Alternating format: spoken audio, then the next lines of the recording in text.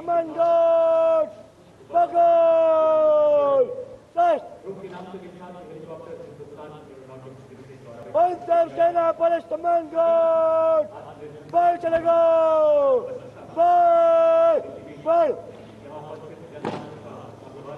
Panzer Sena Police Commanders, राष्ट्रीय ध्वज फहराया गया है और राष्ट्रीय ध्वज गार्ड के जवान इस समय लाल किले की प्राचीर के सामने से प्रस्थान कर रहे हैं और यहां पर वायु विचरण करते हुए नजर आ रहे हैं 2 advance light helicopter line astern formation में, जहां पर विंग कमांडर अंबर अग्रवाल और विंग कमांडर राहुल नैनवाल पुष्प वर्षा कर रहे हैं उपस्थित जन समूह पर। मन में फूल खिल रहे हैं और आकाश से भी पुष्प वर्षा हो रही है और भारत मना रहा है अपना स्वाधीनता दिवस। उत्सुकता बढ़ती हुई उस अवसर के लिए जिसकी प्रतीक्षा वर्ष भर रहती है। As freedom reigns supreme, well, so does the rain and so do the flowers. National Flag Guard marching off away. They'll come back towards the closure of the program.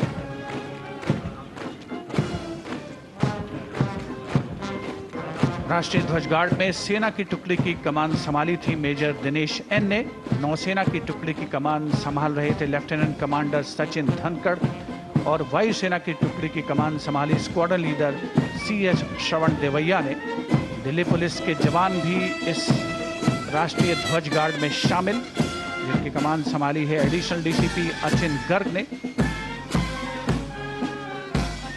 Inter services guard में इस बार समन्वय का दायित्व नौसेना को सौंपा गया था, जिसका नेतृत्व कर रहे थे कमांडर विनय दुबे।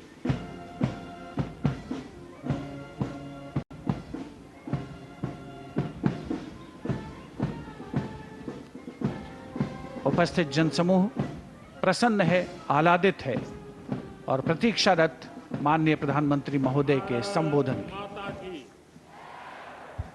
भारत माता की, भारत माता की। मेरे प्यारे देशवासियों, मेरे परिवारजन, आज वो शुभ घड़ी है जब हम देश के लिए मर मिटने वाले, देश की आजादी के लिए अपना जीवन समर्पित करने वाले, आजीवन संघर्ष करने वाले, फांसी के तख्त पर चढ़कर के भारत मां की जय के नारे लगाने वाले अनगिनत आजादी के दीवानों को नमन करने का ये पर्व है, उनका पुण्य स्मरण करने का पर्व है। आजादी के दीवानों ने आज हमें आजादी के इस पर्व में स्वतंत्रता की सांस लेने के लिए सौभाग्य दिया है। यह देश उनका ऋणी है। ऐसे हर महापुरुष के प्रति हम अपना श्रद्धा भाव व्यक्त करते हैं।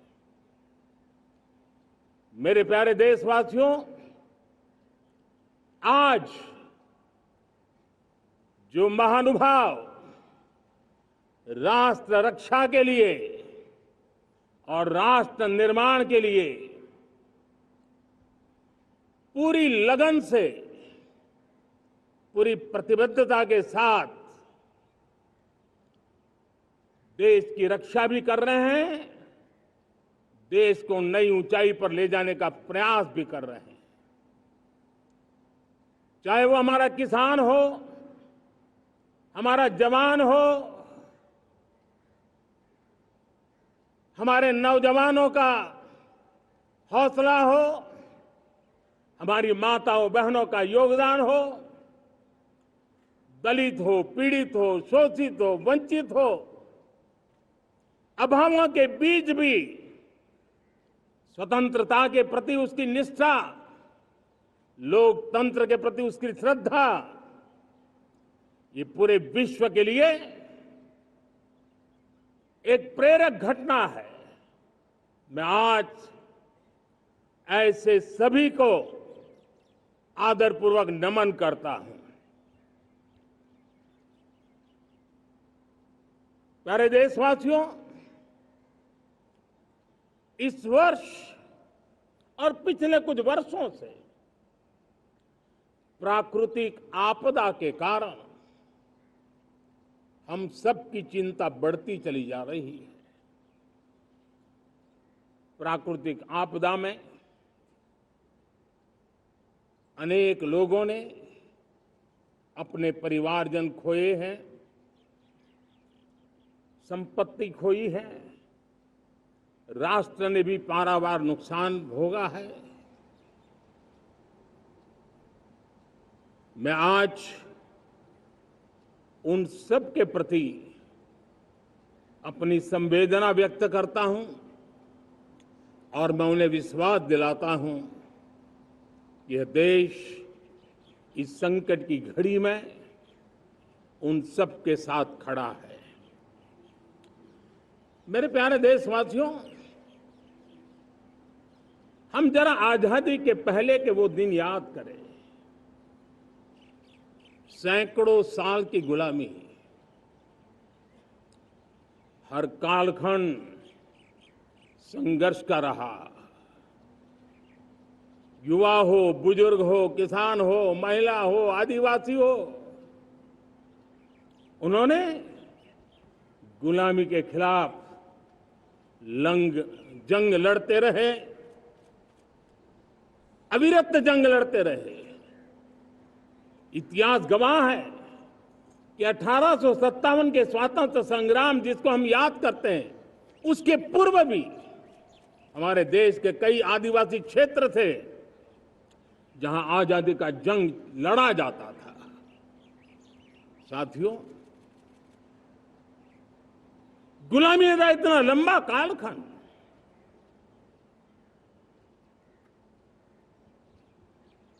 जुल्मी शासक, अपरंपार यातनाएं, सामान्य से सामान्य मानवीयों का विश्वास तोड़ने की हर तरकीबें, उसके बावजूद भी उस समय की जनसंख्या के हिसाब से करीब 40 करोड़ देशवासी आजादी के पूर्व 40 करोड़ देशवासियों ने वो जज्बा दिखाया, वो सामर्थ्य दिखाया, वो एक सपना लेकर के चले, एक संकल्प लेकर के चलते रहे, जूझते रहे। एक ही स्वर था, वंदे मातरम। एक ही सपना था, भारत की आजादी का। 40 करोड़ देशवासियों ने, और हमें गर्व है कि हमारी रगों में उन्हीं का खून है, वो हमारे पूर्वज थे। सिर्फ 40 करोड़ लोगों ने दुनिया की महासत्ता को उखाड़ करके फेंक दिया था, गुलामी की जंजीरों को तोड़ दिया था। अगर हमारे पूर्वज, जिनका खून हमारी रगों में है, आज हम तो 140 करोड़ है। अगर 40 करोड़ गुलामी की बेड़ियों को तोड़ सकते हैं, अगर 40 करोड़ आजादी के सपने को पूर्ण कर सकते हैं, आजादी लेकर के रह सकते हैं, तो 140 करोड़ देश के मेरे नागरिक, 140 करोड़ मेरे परिवारजन अगर संकल्प लेकर के चल पड़ते हैं, एक दिशा निर्धारित करके चल पड़ते हैं, कदम से कदम मिलाकर, कंधे से कंधा मिलाकर अगर चल पड़ते हैं, तो चुनौतियां कितनी भी क्यों ना हो, अभाव की मात्रा कितनी ही तीव्र क्यों ना हो, संसाधनों के लिए जूझने की नौबत हो तो भी हर चुनौती को पार करते हुए हम समृद्ध भारत बना सकते हैं। हम 2047 विकसित भारत का लक्ष्य प्राप्त कर सकते हैं। अगर 40 करोड़ देशवासी अपने पुरुषार्थ से, अपने समर्पण से, अपने त्याग से, अपने बलिदान से आजादी दे सकते हैं, आजाद भारत बना सकते हैं, तो 140 करोड़ देशवासी उसी भाव से समृद्ध भारत भी बना सकते हैं। साथियों, वो एक समय था जब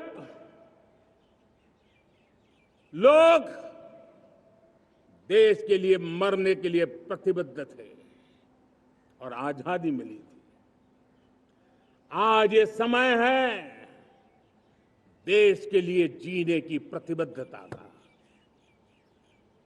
अगर देश के लिए मरने की प्रतिबद्धता आजादी दिला सकती है, तो देश के लिए जीने की प्रतिबद्धता समृद्ध भारत भी बना सकती है।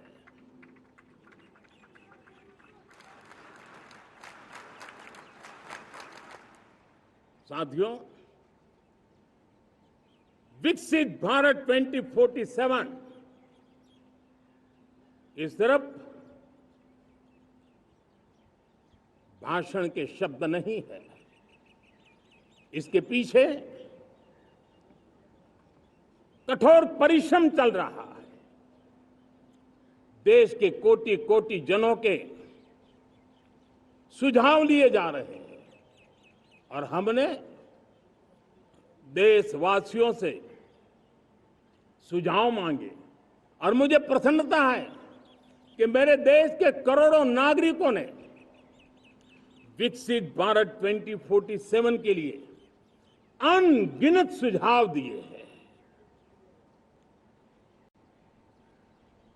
हर देशवासी का सपना उसमें प्रतिबिंबित हो रहा है, हर देशवासी का संकल्प उसमें झलकता है। युवा हो, बुजुर्ग हो, गांव के लोग हो, शहर के लोग हो, किसान हो, कामदार हो, दलित हो, आदिवासी हो, पहाड़ों में रहने वाले लोग हो, जंगल में रहने वाले लोग हो, शहरों में रहने वाले लोग हैं, हर किसी ने 2047 में जब देश आजादी का 100 साल मनाएगा, तब तक विकसित भारत के लिए अनमोल सुझाव दिए हैं। और मैं जब इन सुझावों को देखता था, मेरा मन प्रसन्न हो रहा था। उन्होंने क्या लिखा? कुछ लोगों ने कहा कि दुनिया का स्किल कैपिटल बनाने का सुझाव हमारे सामने रखा। 2047 विकसित भारत के लिए कुछ लोगों ने भारत को मैन्युफैक्चरिंग का ग्लोबल हब बनाने के लिए सुझाव दिया। कुछ लोगों ने भारत की हमारी यूनिवर्सिटीज ग्लोबल बने, इसके लिए सुझाव दिया। कुछ लोगों ने यह भी कहा कि क्या आजादी के इतने सालों के बाद हमारा मीडिया ग्लोबल नहीं होना चाहिए। कुछ लोगों ने यह भी कहा कि हमारा स्किल्ड युवा विश्व की पहली पसंद बनना चाहिए। कुछ लोगों ने सुझाव दिया भारत को जल्द से जल्द जीवन के हर क्षेत्र में आत्मनिर्भर बनना चाहिए। कई लोगों ने सुझाव दिया कि हमारे किसान जो मोटा अनाज पैदा करते हैं, जिसको हम श्री अन्न कहते हैं, उस सुपर फूड को दुनिया के हर डाइनिंग टेबल पर पहुंचाना है। हमें विश्व के पोषण को भी बल देना है और भारत के छोटे किसानों को भी मजबूती देनी है। कई लोगों ने सुझाव दिया कि देश में स्थानीय स्वराज की संस्थाओं से लेकर के अनेक इकाइयां हैं, उन सब में गवर्नेंस के रिफॉर्म की बहुत जरूरत है। कई लोगों ने लिखा कि न्याय के अंदर जो विलंब हो रहा है, उसके प्रति चिंता जाहिर की और ये भी कहा कि हमारे देश में न्याय व्यवस्था में रिफॉर्म की बहुत बड़ी जरूरत है। कई लोगों ने लिखा कि कई ग्रीनफील्ड सिटीज बनाने की अब समय की मांग है। किसी ने बढ़ती हुई प्राकृतिक आपदाओं के बीच शासन प्रशासन में कैपेसिटी बिल्डिंग के लिए एक अभियान चलाने का सुझाव दिया। बहुत सारे लोगों ने यह सपना भी देखा है कि अंतरिक्ष में भारत का स्पेस स्टेशन जल्द से जल्द बनना चाहिए। किसी ने कहा भारत की जो पारंपरिक ट्रेडिशनल मेडिसिन है, हमारी औषधि है, दुनिया जब आज होलिस्टिक हेल्थ केयर की तरफ जा रही है, तब हमें भारत की पारंपरिक औषधियां और वेलनेस हब के रूप में भारत को विकसित करना चाहिए। कोई कहते हैं कि अब देर नहीं होनी चाहिए, भारत जल्द से जल्द दुनिया की तीसरी सबसे बड़ी इकोनॉमी बनना चाहिए। साथियों, मैं इसलिए पढ़ रहा था कि मेरे देशवासियों ने सुझाव दिए, मेरे देश के सामान्य नागरिक ने ये सुझाव हमें दिए हैं। मैं समझता हूं, जब देशवासियों की इतनी विशाल सोच हो, देशवासियों के इतने बड़े सपने हो, देशवासियों की इन बातों में जब संकल्प झलकते हो, तब हमारे भीतर एक नया संकल्प दृढ़ बन जाता है, हमारे मन में आत्मविश्वास नई ऊंचाई पर पहुंच जाता है। और साथियों, देशवासियों का ये भरोसा सिर्फ कोई इंटेलेक्चुअल डिबेट नहीं है, ये भरोसा अनुभव से निकला हुआ है। ये विश्वास लंबे कालखंड के परिश्रम की पैदावार है।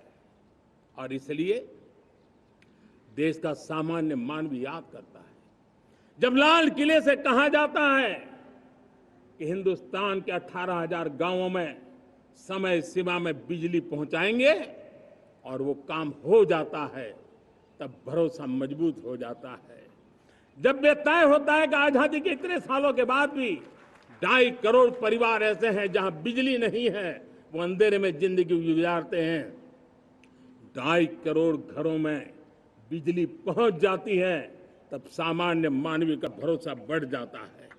जब लाल किले से स्वच्छ भारत की बात कही जाए, तब इस देश के अग्रिम हरोर पंक्ति में बैठे हुए लोग हो, गांव के लोग हो, गरीब बस्ती में रहने वाले लोग हो, छोटे छोटे बच्चे हो, हर परिवार के अंदर स्वच्छता का वातावरण बन जाए, स्वच्छता की चर्चा हो, स्वच्छता के संदर्भ में एक दूसरे को रोक टोकने का निरंतर प्रयास चलता रहे। मैं समझता हूं कि ये भारत के अंदर आई हुई नई चेतना का प्रतिबिंब है। जब देश के सामने लाल किले से कहा जाए कि आज हमारे परिवारों में 3 करोड़ परिवार ऐसे हैं जिनके घर में नल से जल मिलता है, आवश्यक है हमारे इन परिवारों को पीने का शुद्ध पानी पहुंचे।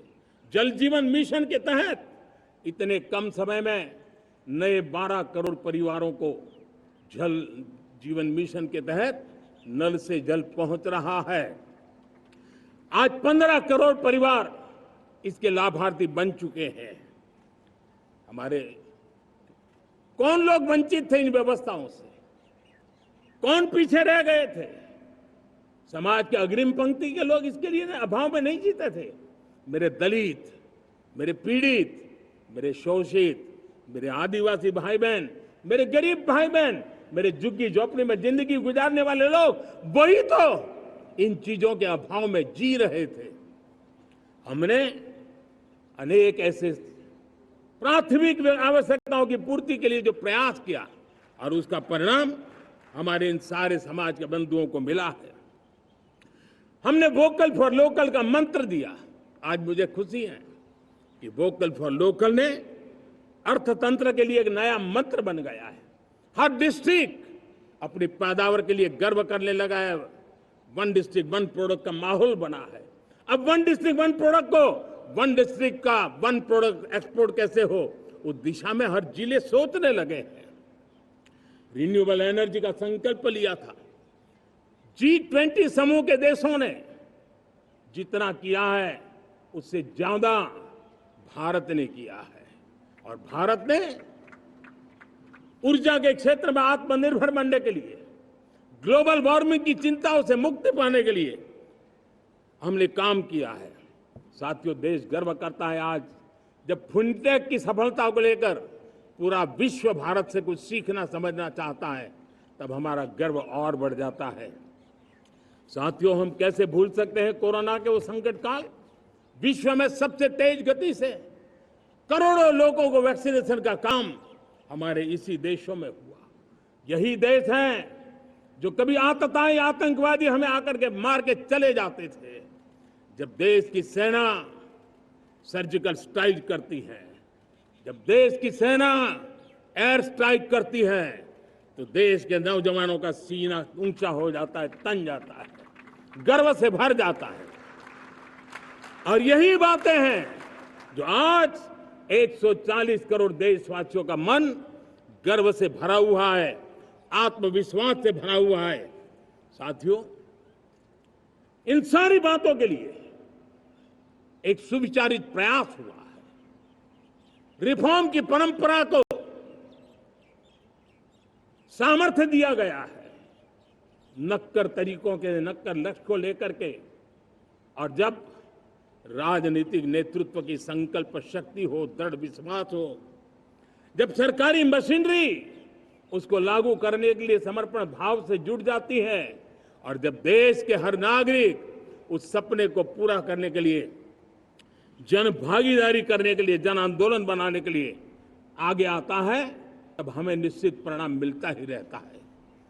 मेरे प्यारे देशवासियों, हम ये न भूलें कि इस देश उस परिस्थितियों से भी दशकों तक भी आजादी के बाद समय बिताया है, जब होती है, चलती है, अरे यार ये तो चलेगा, अरे हमें क्या मेहनत करने की जरूरत है, अरे मामला है अगली पीढ़ी दिखेगी, अरे हमको मौका मिला है यार, मौज कर लो, आगे वाला आगे का जाने, हमें क्या करना है, हम अपना समय निकाल दें।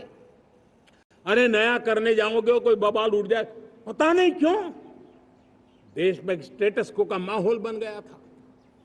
जो है उसी से गुजारा कर लो, यही का माहौल बन गया था। और लोग तो कहते हैं अरे भाई छोड़ो, अब कुछ होने वाला नहीं है, चलो, ऐसा ही मन बन गया था। हमें इस मानसिकता को तोड़ना था, हमें विश्वास से भरना था, और हमने उस दिशा में प्रयास किया। कई लोग तो कहते थे अरे भाई अगली पीढ़ी के लिए काम हम अभी से क्यों करें, हम तो आज का देखें। लेकिन देश का सामान्य नागरिक ये नहीं चाहता, वो बदलाव के इंतजार में था, वो बदलाव चाहता था, उसकी ललक थी, लेकिन उसके सपनों को किसी ने तवज्जो नहीं दी, उसकी आशा आकांक्षाओं को, अपेक्षाओं को तवज्जो नहीं दी गई, और उसके कारण वो मुसीबतों को झेलते हुए गुजारा करता रहा, वो रिफॉर्म्स का इंतजार करता रहा। हमें जिम्मेदारी दी गई और हमने बड़े रिफॉर्म्स जमीन पर उतारे। गरीब हो, मिडिल क्लास हो, हमारे वंचित लोग हो, हमारी बढ़ती जाती शहरी आबादी हो, हमारे नौजवानों के सपने हो, संकल्प हो, आकांक्षाएं हो, उनके जीवन में बदलाव लाने के लिए रिफॉर्म का मार्ग हमने चुना। और मैं देशवासियों को विश्वास दिलाना चाहता हूं, रिफॉर्म के प्रति हमारी जो प्रतिबद्धता है वो पिंक पेपर के एडिटोरियल के लिए सीमित नहीं है। हमारे रिफॉर्म्स की ये प्रतिबद्धता है, वो 4 दिन की वाहवाही के लिए नहीं है। हमारी रिफॉर्म्स की प्रक्रिया किसी मजबूरी में नहीं है, देश को मजबूती देने के इरादे से है। और इसलिए मैं आज कह सकता हूं, रिफॉर्म का हमारा मार्ग एक प्रकार से ग्रोथ की ब्लूप्रिंट बनी हुई है। ये हमारा रिफॉर्म, ये ग्रोथ, ये बदलाव, ये सिर्फ डिबेट क्लब के लिए, इंटेलेक्चुअल सोसाइटी के लिए, एक्सपर्ट लोगों के लिए सिर्फ चर्चा का विषय नहीं है। साथियों, हमने राजनीतिक मजबूरी के कारण नहीं किया है। हम जो कुछ भी कर रहे हैं वो राजनीति का भागा गुणा करके नहीं सोचते हैं, हमारा एक ही संकल्प होता है, नेशन फर्स्ट, नेशन फर्स्ट, राष्ट्र हित सुप्रीम। ये मेरा भारत महान बने, इसी संकल्प को लेकर के हम कदम उठाते हैं। साथियों, जब रिफॉर्म की बात आती है, एक लंबा परिवेश है। अगर मैं उसकी चर्चा में चला जाऊंगा तो शायद घंटों निकल जाएंगे, लेकिन मैं एक छोटा सा उदाहरण देना चाहता हूं। बैंकिंग क्षेत्र में जो रिफॉर्म हुआ, आप सोचिए बैंकिंग क्षेत्र का क्या हाल था। न विकास होता था, न विस्तार होता था, न विश्वास बढ़ता था। इतना ही नहीं, जिस प्रकार की कारनामे चले उसके कारण हमारे बैंक संकटों से गुजर रहे थे। हमने बैंकिंग सेक्टर को मजबूत बनाने के लिए अनेकविध रिफॉर्म्स किए और आज उसका कारण हमारी बैंक विश्व में जो इन्हीं गुनी मजबूत बैंक के हैं, उसमें भारतीय बैंकों ने अपना स्थान बनाया है। और जब बैंक मजबूत होती है ना, तब फॉर्मल इकोनॉमी की ताकत भी बढ़ती है। जब बैंक की व्यवस्था बन जाती है, जब सामान्य खास करके मध्यम वर्ग के परिवार की जो रिक्वायरमेंट होती है, उसको पूरा करने की सबसे बड़ी ताकत बैंकिंग सेक्टर में होती है। अगर उसको होम लोन चाहिए, उसको व्हीकल का लोन चाहिए, मेरे किसान को ट्रैक्टर के लिए लोन चाहिए, मेरे नौजवानों को स्टार्टअप के लिए लोन चाहिए, मेरे नौजवानों को कभी पढ़ने के लिए, एजुकेशन के लिए लोन चाहिए, किसी को विदेश जाने के लिए लोन चाहिए, ये सारी बातें उसे संभव होती है। मुझे तो खुशी है कि मेरे पशुपालक भी, मेरे मछली पालन करने वाले भाई बहन भी आज बैंकों से लाभ ले रहे हैं। मुझे खुशी है मेरे रेहड़ी पटरी वाले लाखों भाई बहन आज बैंक से साथ जुड़ करके अपनी नई ऊंचाइयों को प्राप्त कर रहे हैं और विकास की दिशा में वो भागीदार बन रहे हैं। हमारे एमएसएमईज, हमारे लघु उद्योग के लिए तो बैंक एक सबसे बड़ी सहायक होती है। उसको रोजमर्रा पैसों की जरूरत होती है अपने नित्य मर्जी पर प्रगति के लिए, और उस काम को हमारी मजबूत बैंकों के कारण संभव हुआ है। साथियों, दुर्भाग्य से हमारे देश में आजादी तो मिली, लेकिन लोगों को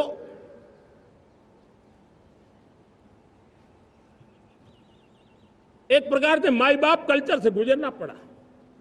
सरकार के पास मांगते रहो, सरकार के पास हाथ फैलाते रहो, किसी की सिफारिश के लिए रास्ते खोजते रहो, वही कल्चर डेवलप हुआ था। आज हमने गवर्नेंस के इस मॉडल को बदला है। आज सरकार खुद लाभार्थी हितार्थी के पास जाती है। आज सरकार खुद उसके घर गैस का चूल्हा पहुंचाती है। आज सरकार खुद उसके घर पानी पहुंचाती है। आज सरकार खुद उसके घर बिजली पहुंचाती है। आज सरकार खुद उसको आर्थिक मदद दे करके विकास के नए आयामों को चर करने के लिए प्रेरित करती है, प्रोत्साहित करती है। आज सरकार खुद नौजवान के स्किल डेवलपमेंट के लिए अनेकविध कदम उठा रही है। साथियों, बड़े रिफॉर्म्स के लिए हमारी सरकार बहुत ही प्रतिबद्ध है और हम इसी के द्वारा देश में प्रगति की राह को चुनना चाहते हैं। साथियों, देश में नई व्यवस्थाएं बन रही है। देश को आगे ले जाने के लिए अनेक वित्त नीतियों को, अनेक वित्त पॉलिसीज को निरंतर बनाया जाए और नए सिस्टम पर देश का भरोसा भी बढ़ता रहता है, निरंतर बढ़ता रहता है।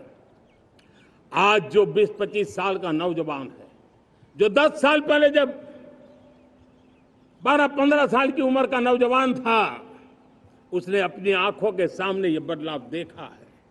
10 साल के भीतर भीतर उसके सपनों को आकार मिला है, धार मिली है और उसके आत्मविश्वास में एक नई चेतना जगी है और वही देश का एक नया सामर्थ्य के रूप में उभरना है। आज विश्व भर में भारत की साख बढ़ी है, भारत के प्रति देखने का नजरिया बदला है। आज विश्व में युवाओं के लिए संभावनाओं के द्वार खुले हैं, रोजगार के अनगिनत नए अवसर जो शायद आजादी के इतने सालों के बाद भी नहीं आए थे, वो आज उनके दरवाजे पर दस्तक दे रहे हैं। संभावनाएं बढ़ती गई हैं, नए मौके बन रहे हैं। मेरे देश के युवाओं को अब धीरे धीरे चलने का इरादा नहीं है। मेरा देश का नौजवान इंक्रीमेंटल प्रगति में विश्वास नहीं करता। मेरा देश का नौजवान छलांग मारने के मूड में है। वो छलांग मार के नई सिद्धियों को प्राप्त करने के मूड में है। मैं कहना चाहूंगा, भारत के लिए गोल्डन एरा है। वैश्विक परिस्थितियों की तुलना में भी देखें, ये गोल्डन एरा है। ये हमारा स्वर्णिम कालखंड है। मेरे प्यारे देशवासियों, ये अवसर हमें जाने नहीं देना है। ये मौका हमें जाने नहीं देना चाहिए। और इसी मौके को पकड़ करके अपने सपने और संकल्पों को लेकर के चल पड़ेंगे तो हम देश की स्वर्णिम भारत की जो अपेक्षा और हमें विकसित भारत का 2047 का लक्ष्य हम पूरा करके रहेंगे। हम सदियों की बेड़ियों को तोड़ करके निकले हैं। आज टूरिज्म का क्षेत्र हो, एमएसएमई का क्षेत्र हो, एजुकेशन हो, हेल्थ सेक्टर हो, ट्रांसपोर्ट सेक्टर हो, खेती और किसानी का सेक्टर हो, हर सेक्टर में एक नया आधुनिक सिस्टम बन रहा है। हम विश्व की बेस्ट प्रैक्टिसेस को भी आगे देख रखते हुए हम हमारे देश की परिस्थितियों के अनुसार आगे बढ़ना चाहते हैं। हर सेक्टर में आधुनिकता की जरूरत है, नएपन की जरूरत है, टेक्नोलॉजी को जोड़ने की जरूरत है। और हर सेक्टर में हमारी नई नीतियों के कारण इन सारे क्षेत्रों में एक नया सपोर्ट मिल रहा है, नई ताकत मिल रही है। हमारे सारे अवरोध हटे, हमारी बंदी से दूर हो, हम पूरे सामर्थ्य के साथ चल पड़े, खिल उठे, सपनों को पा करके रहे, सिद्धि को हम अपने निकट देखें, हम आत्मसात करें, उस दिशा में हम चलना है। अब आप देखिए कितना बड़ा बदलाव हो रहा है। मैं एकदम जमीनी स्तर की बात करूं, विमेन सेल्फ हेल्प ग्रुप आज 10 साल में हमारे 10 करोड़ बहनें विमेन सेल्फ हेल्प ग्रुप में जुड़ी हैं। 10 करोड़ नई बहनें। हमें गर्व हो रहा है कि हमारे सामान्य परिवार की, गांव की 10 करोड़ महिलाएं आर्थिक रूप से आत्मनिर्भर बन रही हैं। और जब महिला आर्थिक रूप से आत्मनिर्भर बनती हैं, तब परिवार की निर्णय प्रक्रिया की हिस्सेदार बनती हैं, एक बहुत बड़ी सामाजिक परिवर्तन की गारंटी लेकर के आती है। मुझे गर्व है इस बात पर, लेकिन साथ साथ मुझे गर्व इस बात का भी है कि हमारे सीईओ आज दुनिया भर के अंदर अपनी धाक जमा रहे हैं। भारत के हमारे सीईओ विश्व भर में अपनी धाक जमा रहे हैं।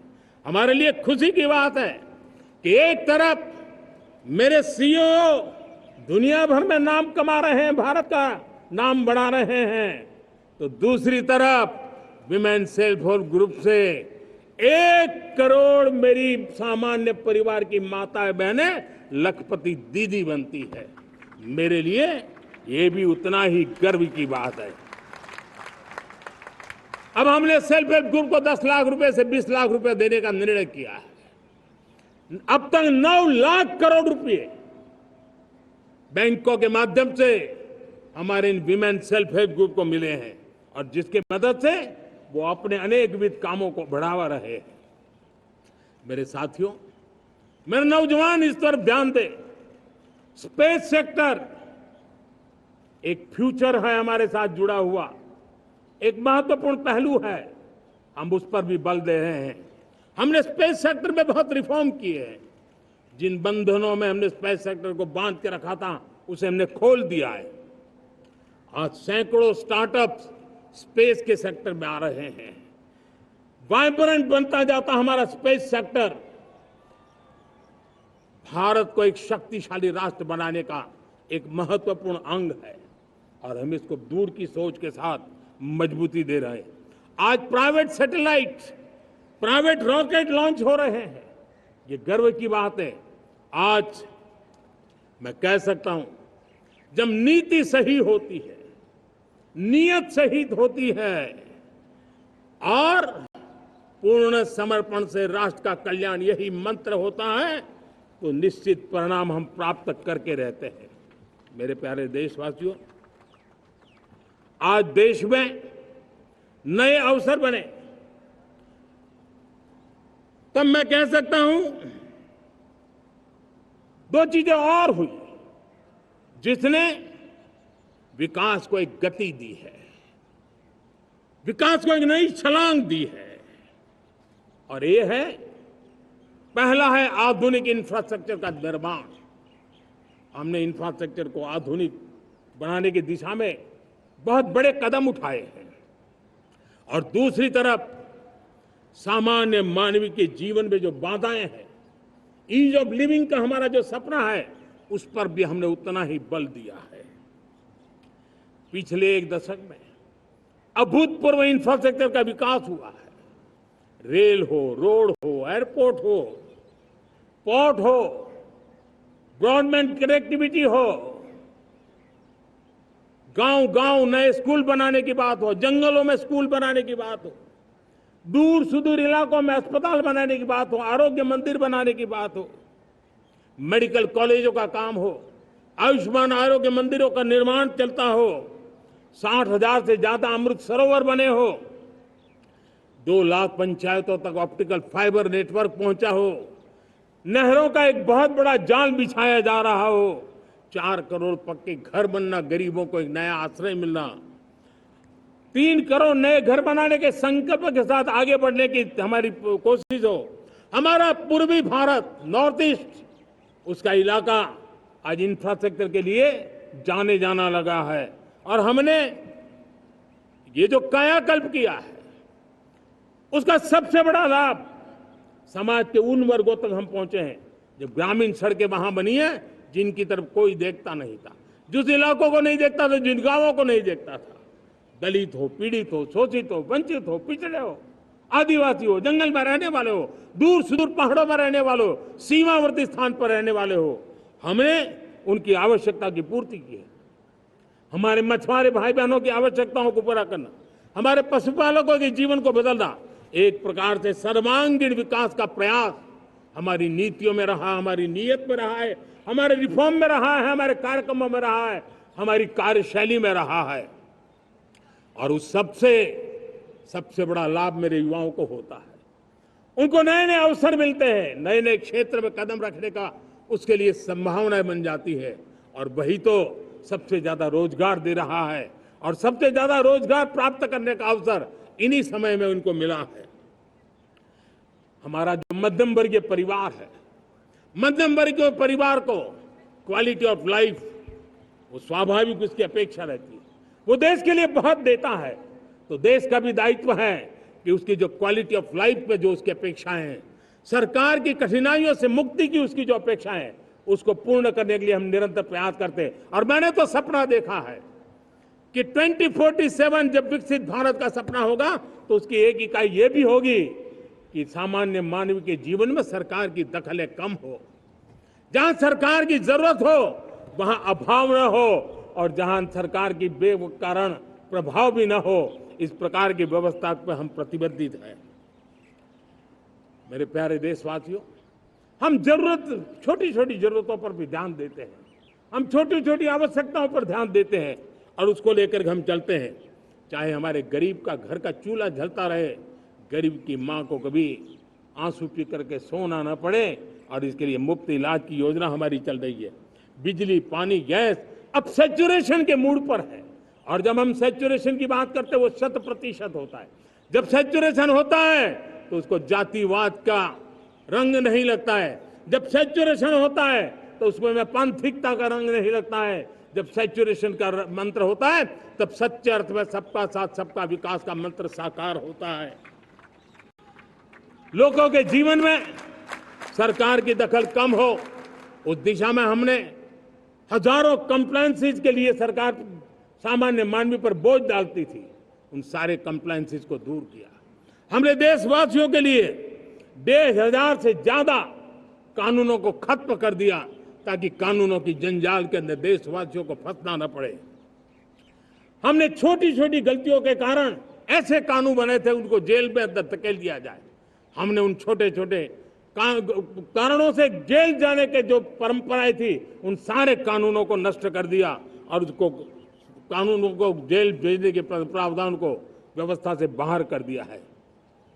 आज हमने जो आजादी की विरासत के गर्व की बात हम जो करते हैं, सदियों से हमारे पास जो क्रिमिनल लॉ थे, आज हमने उसको नए क्रिमिनल लॉ जिसको हमने न्याय संहिता के रूप में और जिसके मूल में दंड नहीं पर नागरिक को न्याय, इस भाव को हमने प्रबल बनाया है।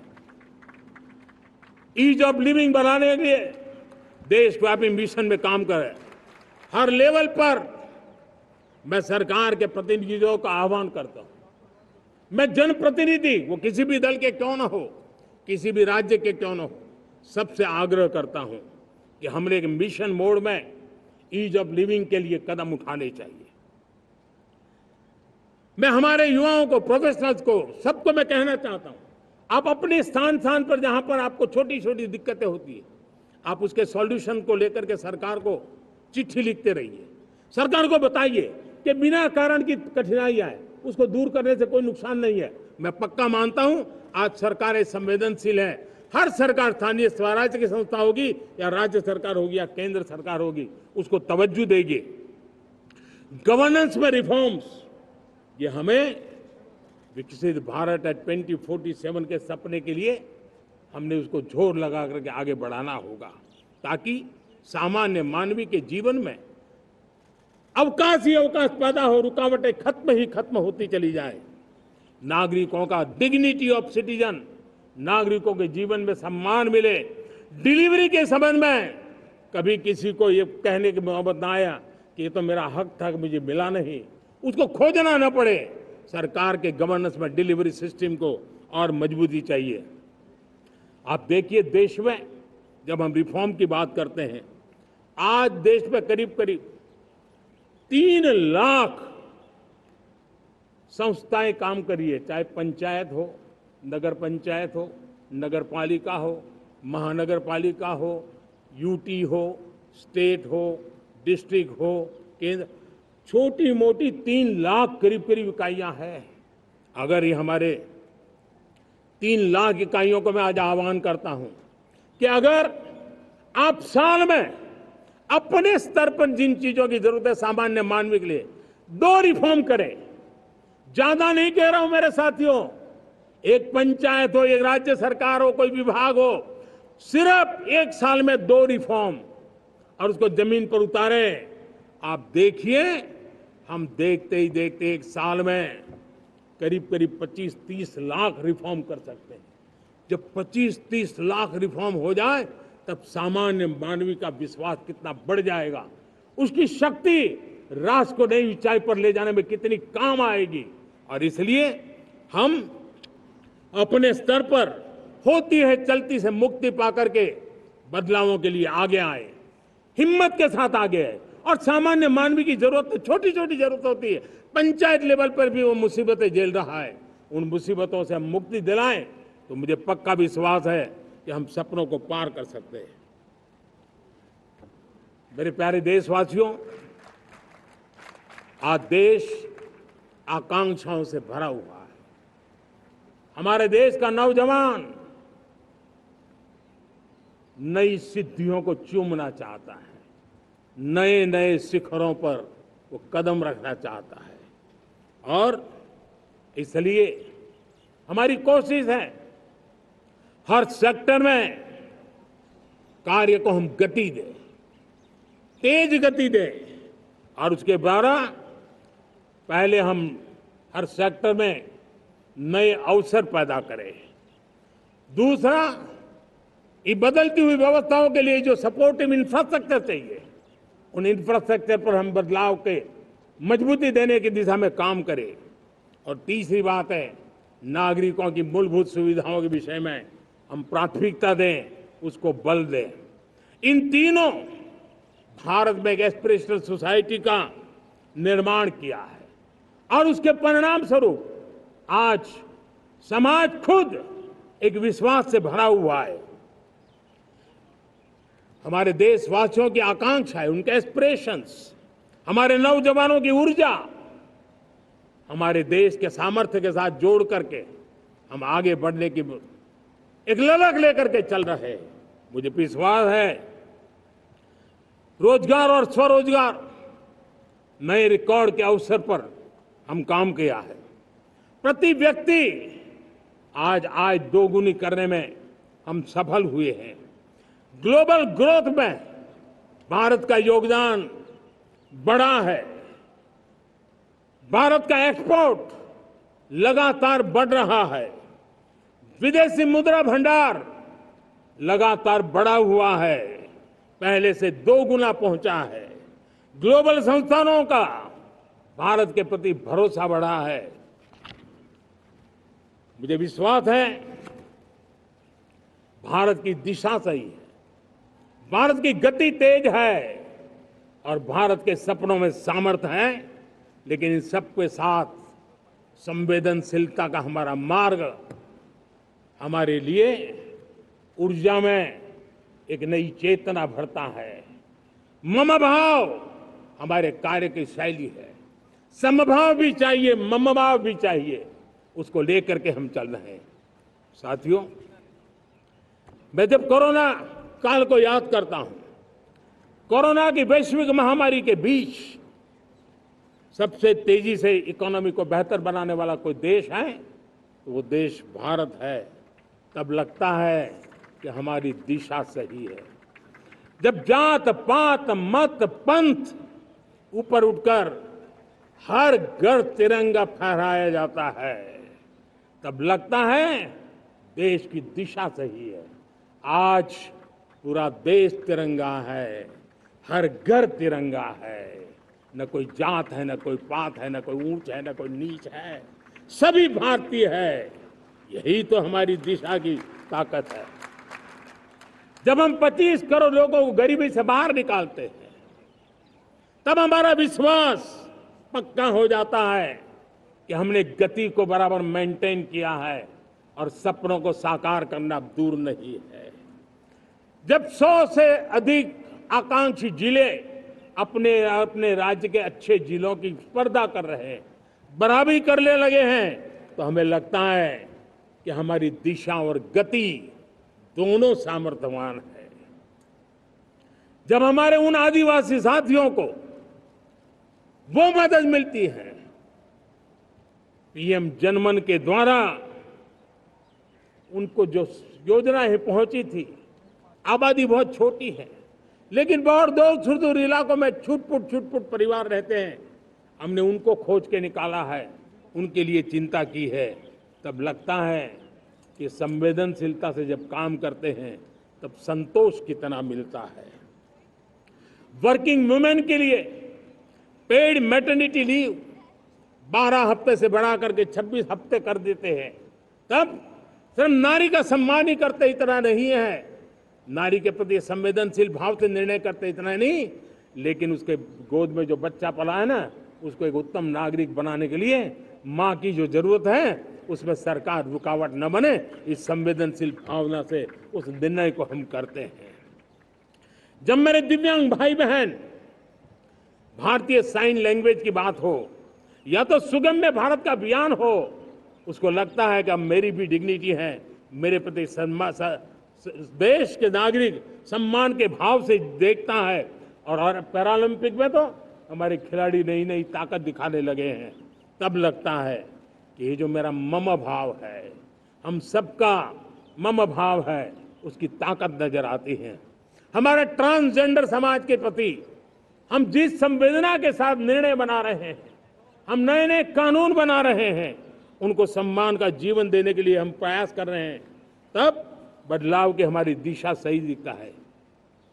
सेवा भाव से किए गए इन कामों का, जो त्रिविध मार्गों से हम चले हुए, इन कामों का एक सीधा सीधा लाभ आज उसके परिणाम के रूप में हमें नजर आ रहा है।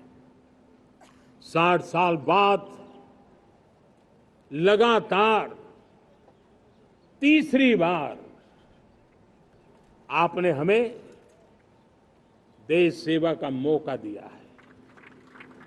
मेरे 140 करोड़ देशवासी, आपने जो आशीर्वाद दिए हैं, उस आशीर्वाद में मेरे लिए एक ही संदेश है, जन जन की सेवा, हर परिवार की सेवा, हर क्षेत्र की सेवा, और सेवा भाव से समाज की शक्ति को साथ लेकर के विकास की नई ऊंचाइयों पर पहुंचना, 2047 विकसित भारत के सपने को लेकर के चलना, उसी एक संदेश को लेकर मैं आज लाल किले की प्राचीर से हमें आशीर्वाद देने के लिए मैं कोटि कोटि देशवासियों का सर झुका करके आभार व्यक्त करता हूं। मैं उनके प्रति नतमस्तक होता हूं और मैं उनको विश्वास दिलाता हूं कि हमें नई ऊंचाइयों को नए जोश के साथ आगे बढ़ना है। हमें सिर्फ जो हो गया है वो संतोष मान करके बैठने वाले हम लोग नहीं हैं, वो हमारे संस्कार में नहीं है। हम कुछ और करने के लिए, कुछ और आगे बढ़ने के लिए और कुछ और नई ऊंचाइयों को पार करने के लिए हम आगे बढ़ना चाहते हैं। विकास को, समृद्धि को, सपनों को साकार करने को, संकल्प को लिए जीवन खपाने को हम अपना स्वभाव बनाना चाहते हैं, देशवासियों का स्वभाव बनाना चाहते हैं। मेरे प्यारे देशवासियों, आज नई शिक्षा नीति बहुतेक मात्रा में कई राज्यों ने उसको अच्छा इनिशिएटिव लिए हैं और उसके कारण आज एक 21वीं सदी के अनुरूप हमारी शिक्षा व्यवस्था को जो हम बल देना चाहते हैं और विकसित भारत के सपने के लिए जिस प्रकार से मानव समूह तैयार करना चाहते हैं, नई शिक्षा नीति बहुत बड़ी भूमिका अदा। मैं नहीं चाहता हूं कि मेरे देश के नौजवानों को अब विदेशों में पढ़ने के लिए मजबूर होना पड़े। मध्यम वर्गीय परिवार के लाखों करोड़ों रुपया बच्चों को विदेश पढ़ने के लिए भेजने में खर्च हो जाए। हम यहाँ ऐसी शिक्षा व्यवस्था का विकसित करना चाहते हैं कि मेरे देश के नौजवानों को विदेश जाना न पड़े, मेरे मध्यम वर्गीय परिवारों को लाखों करोड़ रुपया खर्च करना न पड़े। इतना ही नहीं, ऐसे संस्थान निर्माण हो ताकि विदेशों से लोग भारत के अंदर उनका मुंह मोड़े। अभी अभी हमने बिहार का हमारा गौरवप्रद इतिहास रहा है, नालंदा यूनिवर्सिटी का पुनर्निर्माण किया है। फिर से एक बार नालंदा यूनिवर्सिटी काम करना शुरू कर दिया है, लेकिन हमें शिक्षा के क्षेत्र में फिर से एक बार सदियों पुराने उस नालंदा स्पिरिट को जगाना होगा, उस नालंदा स्पिरिट को जीना होगा, उस नालंदा स्पिरिट को लेकर के बड़े विश्वास के साथ विश्व की ज्ञान की परंपराओं को नई चेतना देने का काम हमें करना होगा। मुझे पक्का विश्वास है कि नई शिक्षा नीति ने मातृभाषा पर बल दिया है। मैं राज्य सरकारों से कहूंगा, मैं देश की सभी संस्थानों से कहूंगा कि भाषा के कारण हमारे देश की टैलेंट को रुकावट नहीं आनी चाहिए, भाषा अवरुद्ध नहीं होनी चाहिए। मातृभाषा का सामर्थ्य हमारे देश के छोटे छोटे गरीब से गरीब मां के बेटे को भी सपने पूरा करने का ताकत देता है। और इसलिए हमने हमारी मातृभाषा में पढ़ाई, जीवन में मातृभाषा का स्थान, परिवार में मातृभाषा का स्थान, उसकी ओर हमें बल देना होगा। मेरे प्यारे देशवासियों, जिस प्रकार से आज विश्व का में बदलाव नजर आ रहा है और तब जाकर के स्किल का महत्व बहुत बढ़ गया है और हम स्किल को और नई एक ताकत देना चाहते हैं। हम इंडस्ट्री 4.0 को ध्यान में रख करके हम स्किल डेवलपमेंट चाहते हैं। हम जीवन के हर क्षेत्र में, हम एग्रीकल्चर सेक्टर में भी कैपेसिटी बिल्डिंग करने के लिए स्किल डेवलपमेंट चाहते हैं। हम तो हमारा सफाई का क्षेत्र हो, उसमें भी एक नए स्किल डेवलपमेंट की ओर बल देना चाहते हैं। और हम स्किल इंडिया प्रोग्राम को बहुत व्यापक रूप से इस बार लेकर के आए हैं। बजट में भी इसका बहुत बड़ा, इस बजट में इंटर्नशिप को भी हमने बल दिया है ताकि हमारे नौजवानों को एक एक्सपीरियंस मिले, उनकी कैपेसिटी बिल्डिंग हो और बाजार में उनका ताकत दिखाई दे। उस प्रकार से मैं स्किल युवाओं को तैयार करना चाहता हूं।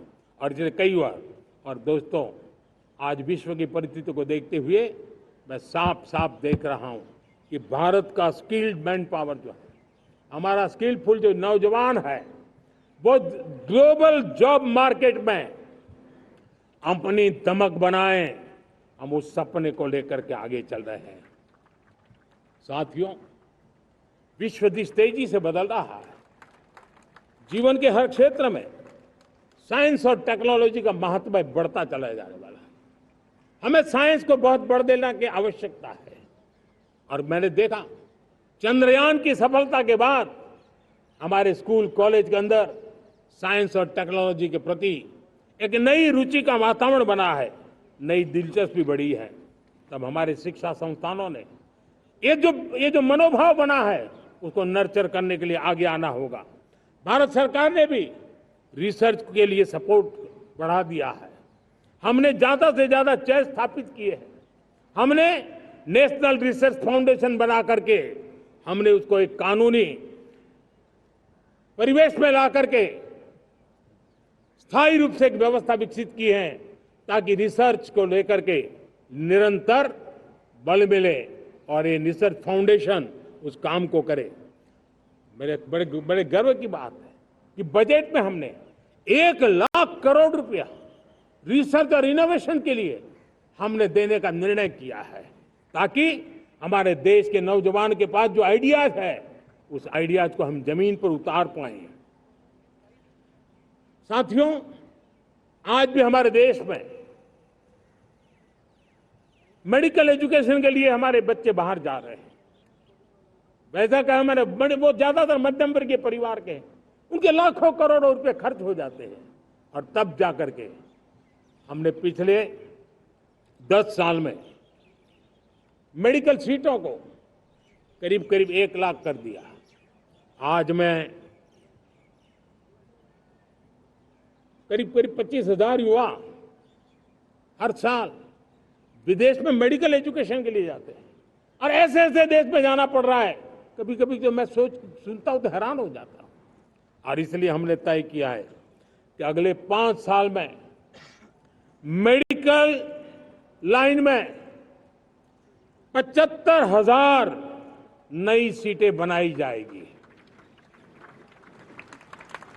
मेरे प्यारे देशवासियों, विकसित भारत 2047 वो स्वस्थ भारत भी होना चाहिए। और जब स्वस्थ भारत हो तो आज जो बच्चे हैं उनके पोषण पर आज से ही ध्यान देने की जरूरत है। और इसलिए हमने विकसित भारत की जो पहली पीढ़ी है उनकी तरफ विशेष ध्यान दे करके हमने पोषण का एक अभियान चला है। हमने राष्ट्रीय पोषण मिशन शुरू किया है। पोषण को हमने प्राथमिकता दी है। मेरे प्यारे देशवासियों, हमारी कृषि व्यवस्था को ट्रांसफॉर्म करना बहुत जरूरी है, समय की मांग है। हम सदियों से जिस परंपरा में दबे हुए हैं, जकड़े हुए हैं, उससे मुक्ति पानी होगी। और हमारे किसानों को उसके लिए हम मदद भी दे रहे हैं। हम उसको ट्रांसफॉर्म करने की दिशा में लगातार काम करते आए हैं। आज आसान ऋण दे रहे हैं किसानों को, टेक्नोलॉजी की मदद दे रहे हैं। किसान जो पैदावार करता है उसको वैल्यू एडिशन के लिए हम काम कर रहे हैं।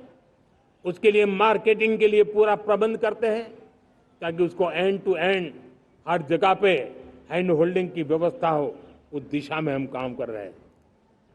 आज जब धरती माता के प्रति सारा विश्व चिंतित है, जिस प्रकार से उर्वरक के कारण हमारी धरती माता की शहद दिनों दिन बिगड़ता जा रही है, हमारी धरती माता की उत्पादकता क्षमता खत्म होती चली जा रही है, कम होती चली जा रही है। और उस समय मैं मेरे देश के लाखों किसानों का आभार व्यक्त करना चाहता हूं, जिन्होंने प्राकृतिक खेती का रास्ता चुना है और हमारी धरती माता की सेवा करने का भी उन्होंने बीड़ा उठाया है। और इस बार बजट में भी हमने प्राकृतिक खेती को बल देने के लिए बहुत बड़ी योजनाओं के साथ बहुत बड़ा बजट में प्रावधान किया है। मेरे प्यारे देशवासियों, आज दुनिया की स्थिति में देखता हूं, पूरा विश्व होलिस्टिक हेल्थ केयर की तरफ मुड़ रहा है और तब उनको ऑर्गेनिक फूड ये उनकी प्रथम पसंद बनी है। आज विश्व के लिए ऑर्गेनिक फूड का अगर कोई फूड बास्केट बन सकता है तो मेरे देश का किसान बना सकता है, मेरा देश बन सकता है।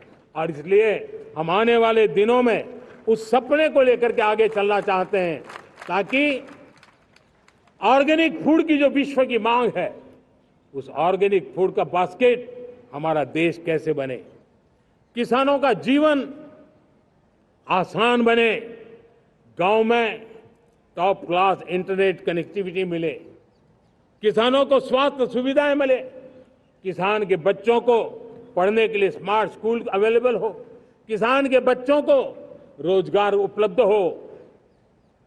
छोटी छोटे खेती के टुकड़ों पर पूरा परिवार आज जीना बड़ा मुश्किल हो रहा है, तब उनके नौजवानों के लिए वो स्किल मिले ताकि उनके नए रोजगार मिले, नए आय के साधन बने। इसका एक कॉम्प्रिहेंसिव प्रयास हम कर रहे हैं। बीते वर्षों में वुमेन लेड डेवलपमेंट मॉडल पर हमने काम किया है। इनोवेशन हो, एम्प्लॉयमेंट हो, एंटरप्रेन्योरशिप हो, हर सेक्टर में महिलाओं के कदम बढ़ते जा रहे हैं। महिलाएं सिर्फ भागीदारी बढ़ा रही है ऐसा नहीं, महिलाएं नेतृत्व दे रही है। आज अनेक क्षेत्रों में, आज हमारे रक्षा क्षेत्र में देखिए, हमारा एयरफोर्स हो, हमारी आर्मी हो, हमारी नेवी हो, हमारा स्पेस सेक्टर हो, आज हमारी महिलाओं का हम दमखम देख रहे हैं देश के लिए। लेकिन दूसरी तरफ कुछ चिंता की बातें भी आती हैं और मैं आज लाल किले से फिर बार एक अपनी पीड़ा व्यक्त करना चाहता हूं।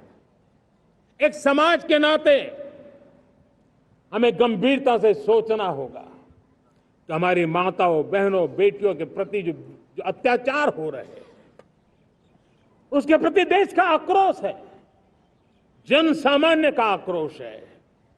इस आक्रोश को मैं महसूस कर रहा हूं।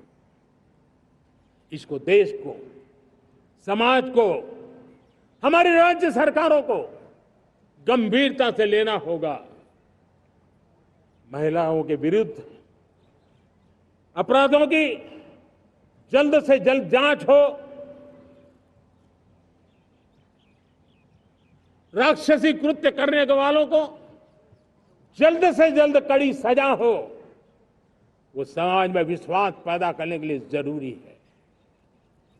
मैं ये भी बताना चाहूंगा कि जब बलात्कार की या महिलाओं पर अत्याचार की घटनाएं घटती हैं तो उसकी बहुत चर्चा होती है, बहुत प्रचार होता है, मीडिया में छाया रहता है।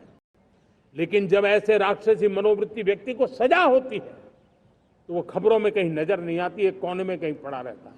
अब समय की मांग है कि जिनको सजा होती है उसकी व्यापक चर्चा हो, ताकि ऐसा पाप करने वालों को भी डर पैदा हो कि ये पाप करने की हालत ये होती है कि फांसी पर लटकना पड़ता है।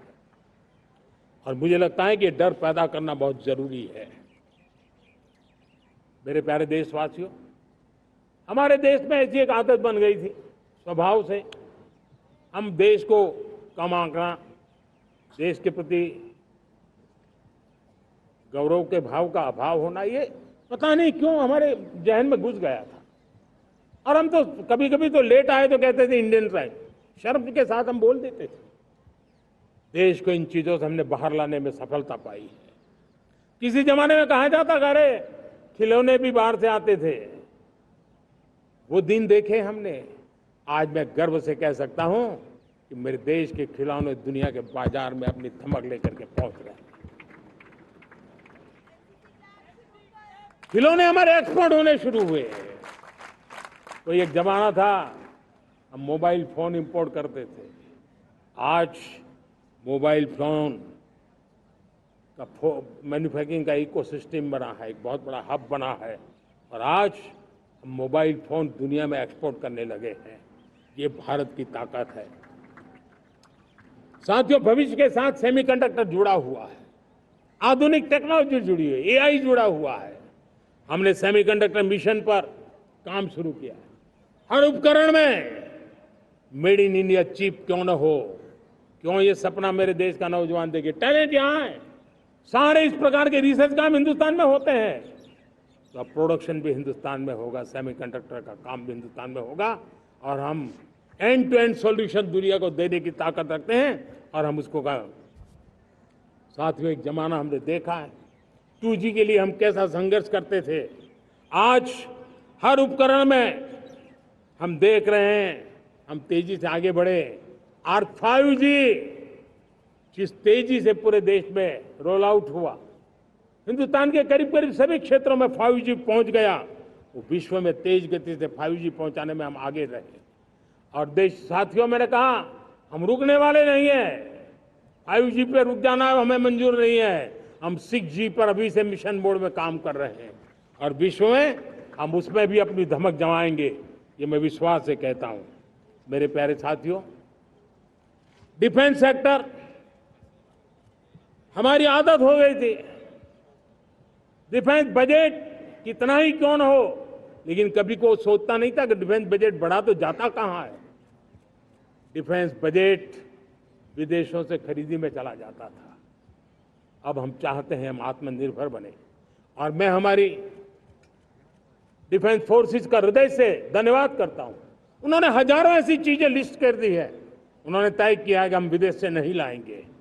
राष्ट्र के लिए जीना क्या कहते हैं, ये हमारे सेना के जवानों ने दिखाया है और उसके कारण डिफेंस के सेक्टर में हम आत्मनिर्भर होते चले जा रहे हैं।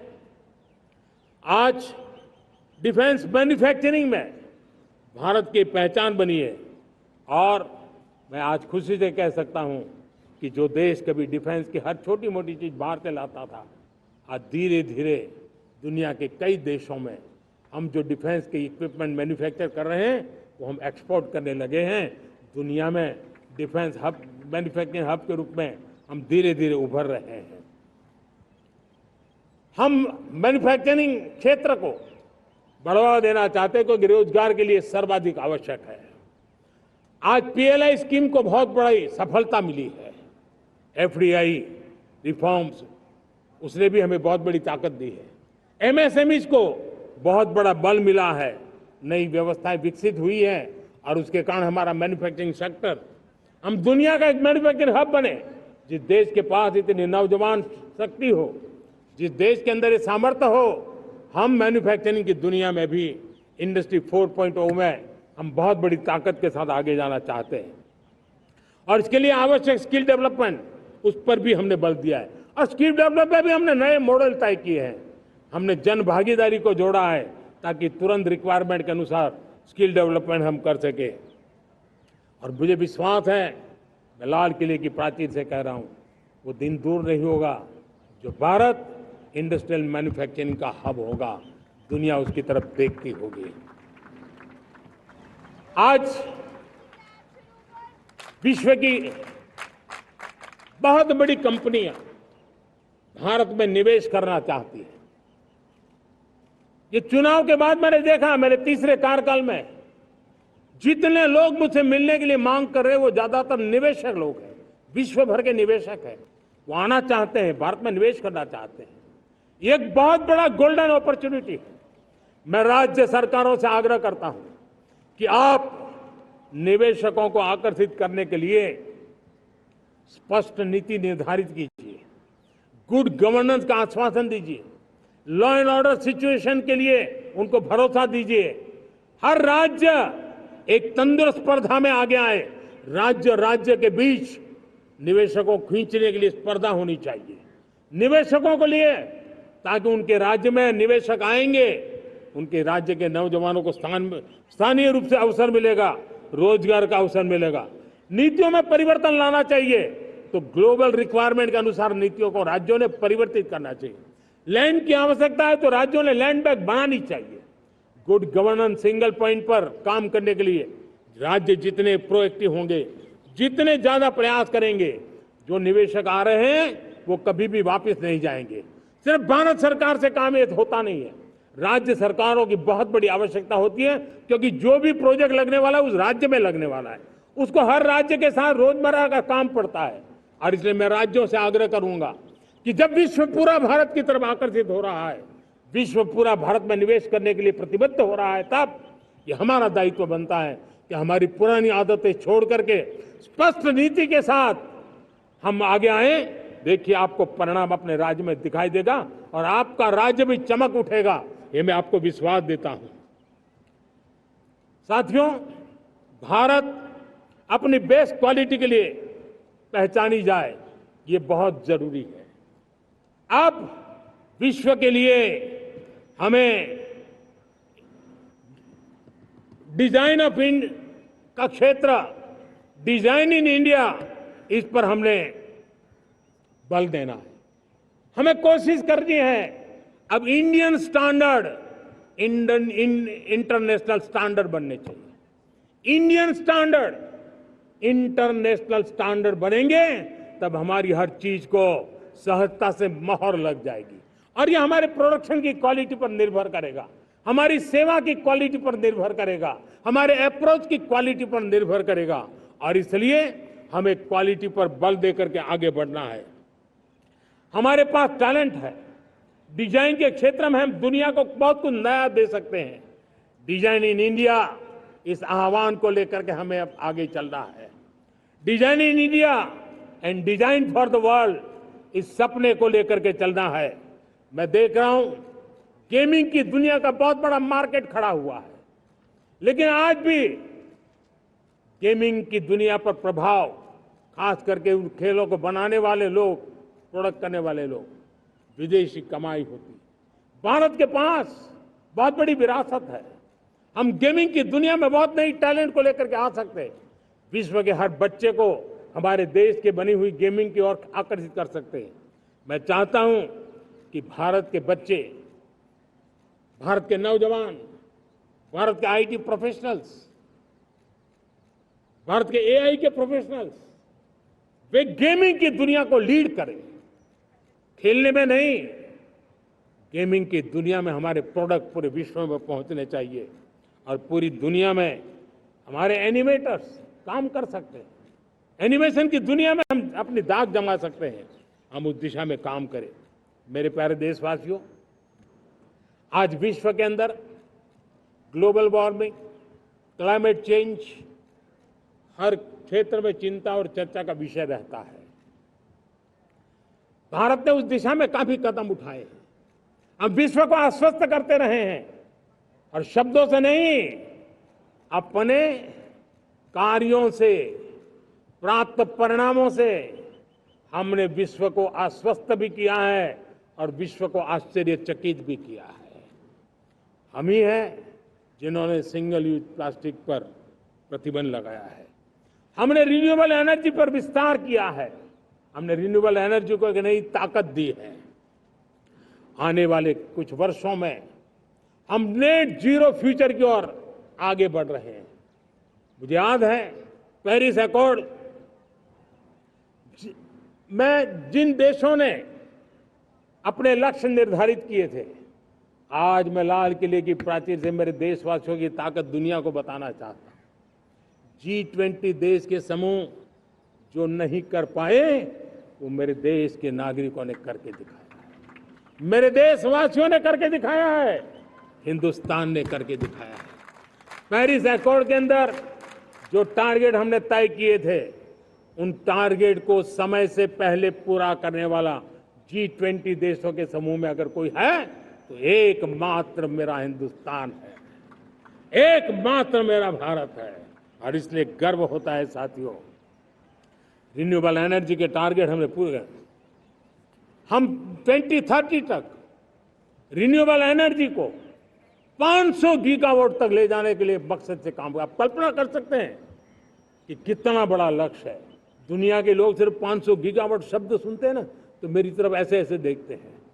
लेकिन आज मैं विश्वास से कह रहा हूं देशवासियों को कि इस लक्ष्य को भी हम पूरा करके रहेंगे और ये मानव जाति की भी सेवा करेगा, हमारे भविष्य की भी सेवा करेगा, हमारे बच्चों के उज्जवल भविष्य की गारंटी बनेगा। हमने 2030 तक हमारी रेलवे को नेट जीरो एमिशन का लक्ष्य लेकर के हम चल रहे हैं। साथियों, पीएम सूर्य घर मुफ्त बिजली योजना उसको एक नई ताकत देने वाली है और ये बदलाव का फल मेरे देश के सामान्य परिवार को मिला, विशेष करके मेरे मध्यम वर्ग को मिलेगा जब उसका बिजली का बिल मुक्त हो जाएगा। इलेक्ट्रिक व्हीकल उसकी मांग बढ़ती जा रही है। जब पीएम सूर्य घर योजना से वो बिजली उत्पादन करता है सूर्य से, तो उसका व्हीकल का प्रवास का खर्चा भी वो कम कर सकता है। साथियों, हम ग्रीन हाइड्रोजन मिशन लेकर के एक ग्लोबल हब बनना चाहते हैं।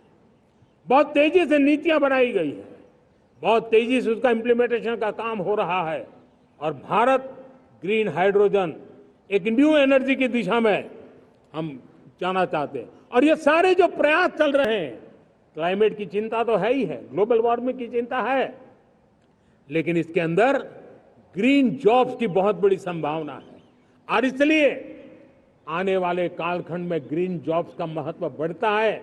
तो उसको सबसे पहले कैप्चर करने के लिए मेरे देश के नौजवानों को अवसर देने के लिए और ग्रीन जॉब्स के लिए एक बहुत बड़ा क्षेत्र को बढ़ावा दे रहे हैं। मेरे प्यारे देशवासियों, आज हमारे साथ इस तिरंगे झंडे के नीचे वो नौजवान बैठे हैं जिन्होंने ओलंपिक की दुनिया में भारत का परचम लहराया। मैं मेरे देश के सभी एथलीट्स को, मेरे देश के सभी खिलाड़ियों को 140 करोड़ देशवासियों की तरफ से बधाई देता हूं और हम नए सपने, नए संकल्प, अत्यंतिक पुरुषार्थ के साथ नए लक्ष्यों को हासिल करने के लिए आगे बढ़ेंगे, ऐसा मैं विश्वास के साथ उनको शुभकामनाएं भी देता हूं। आने वाले कुछ दिनों में भारत के एक बहुत बड़ा दस्ता पैरालंपिक के लिए पेरिस जाने के लिए रवाना होगा। मैं मेरे सभी पैरालंपिक खिलाड़ियों को भी हृदय से बहुत बहुत शुभकामनाएं देता हूं। साथियों, भारत ने G20 को ऑर्गेनाइज किया, हिंदुस्तान के अनेक शहरों में ऑर्गेनाइज किया, 200 से ज्यादा इवेंट किए। पूरे विश्व में G20 का इतना बड़ा व्याप, इतना बड़ा कार्यक्रम कभी नहीं हुआ, इस बार हुआ। इसने एक बात सिद्ध कर दी है कि भारत में बड़े से बड़े कार्यक्रम ऑर्गेनाइज करने की ताकत है। भारत को किसी को भी हॉस्पिटैलिटी का सामर्थ्य भारत में सबसे ज्यादा है। अगर ये सिद्ध हो चुका है तो साथियों, हिंदुस्तान का सपना है कि 2036 में जो ओलंपिक होगा वो मेरे हिंदुस्तान की धरती पर हो। इसके लिए हम तैयारी कर रहे हैं, उसके लिए हम आगे बढ़ेंगे। साथियों, समाज के आखिरी तबके के जो लोग हैं, ये हमारा सामाजिक दायित्व है। अगर कोई पीछे रह जाते हैं तो हमारी आगे बढ़ने की गति कम कर देता है और इसलिए हम आगे बढ़ना चाहते हैं तो भी सफलता तब मिलती है पीछे वाले को भी साथ साथ आगे ले आए। और इसलिए हम सबका दायित्व बनता है कि हमारे समाज में आज भी जो क्षेत्र पीछे रह गए हैं, जो समाज पीछे रह गए हैं, जो लोग पीछे रह गए हो, हमारे छोटे छोटे किसान हो, हमारे जंगलों में रहने वाले मेरे आदिवासी भाई बहन हो, हमारी माताएं बहनें हो, हमारे मजदूर हो, हमारे श्रमिक साथी हो, हमारे कामगार लोग हो, इन सबको हमें बराबरी में लाने के लिए, हमारे बराबर लाने के लिए भरपूर प्रयास करना है।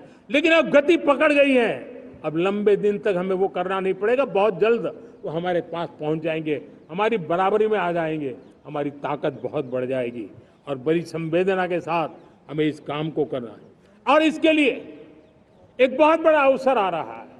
मैं मानता हूं संवेदनशीलता की दृष्टि से इससे बड़ा अवसर क्या हो सकता है। हमें पता है 1857 के स्वतंत्र संग्राम के पहले भी अंग्रेजों के नाक को दम करने वाला हमारा देश का एक आदिवासी युवक था। 20-22 साल की उम्र में उसने अंग्रेजों के नाक को दम ला दिया था, जिसको आज भगवान बिरसा मुंडा के रूप में लोग पूजा करते हैं। भगवान बिरसा मुंडा की 150वीं जयंती आ रही है। ये हम सबके लिए प्रेरणा का कारण बने। समाज के प्रति छोटा व्यक्ति भी देश के लिए कैसी जज्बात रखता है, उससे बड़ी प्रेरणा भगवान बिरसा मुंडा से अधिक कौन हो सकता है। आइए हम भगवान बिरसा मुंडा की 150वीं जयंती जब मनाएं, संवेदनशीलता का हमारा व्याप बढ़े, समाज के प्रति हमारा ममभाव बने। हम समाज के हर व्यक्ति को, गरीबों को, दलित को, पिछड़ों को, आदिवासियों को, हर एक को हम अपने साथ लेकर के चले। इस संकल्प को लेकर के चलना है। मेरे प्यारे देशवासियों, हम संकल्प के साथ तो बढ़ तो रहे हैं, बहुत आगे बढ़ रहे हैं, लेकिन ये भी सच है कि कुछ लोग होते हैं जो प्रगति देख नहीं सकते। कुछ लोग होते हैं जो भारत का भला सोच नहीं सकते हैं। जब तक खुद का भला न हो तब तक उनको किसी का भला अच्छा नहीं लगता है। ऐसी विकृत मानसिकता से भरे हुए लोगों की कमी नहीं होती है। देश को ऐसे लोगों से बचना होगा। वे निराशा की गर्त में डूबे हुए लोग हैं। ऐसे मुट्ठी बंद निराशा की गर्त में डूबे हुए लोग, जब उनके गोद में विकृति पलती है, तब वो विनाश का कारण बन जाती है, सर्वनाश का कारण बन जाती है, एनार्की का मार्ग ले लेती है, और तब देश को इतनी बड़ी हानि हो जाती है जिसकी भरपाई करने में हमें नए सिरे से मेहनत करनी पड़ती है। इसलिए ऐसे जो छुटपुट निराशावादी तत्व होते हैं, वो सिर्फ निराशा इतना नहीं है, उनकी गोद में विकृति पल रही है। ये विकृति विनाश के, सर्वनाश के सपने देख रही है, ताने बाने जोड़ने की प्रयासों में लगी हुई है। देश को इसे समझना होगा। लेकिन मैं देशवासियों को कहना चाहता हूं कि हम हमारी नेक नीयत से, हमारी ईमानदारी से, राष्ट्र के प्रति हमारे समर्पण से हम सारी परिस्थितियों के बावजूद भी विपरीत मार्ग पर जाने वालों के लिए भी, उनके भी दिल जीत करके हम देश को आगे बढ़ने के हमारे संकल्प में कभी भी पीछे नहीं हटेंगे। ये मैं विश्वास दिला चाहता हूं। साथियों, चुनौतियां हैं, अनगिनत चुनौतियां हैं। चुनौतियां भीतर भी है, चुनौतियां बाहर भी है। और जैसे जैसे हम ताकतवर बनेंगे, जैसे जैसे हमारा तवज्जो बढ़ेगा, तो चुनौतियां भी बढ़ने वाली है। बाहर की चुनौतियां और बढ़ने वाली है, और मुझे उसका भली भांति अंदाज है।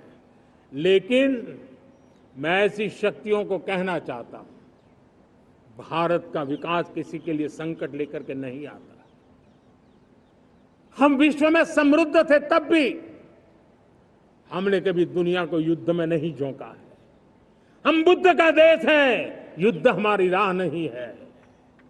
और इसलिए विश्व चिंतित न हो भारत के आगे बढ़ने से।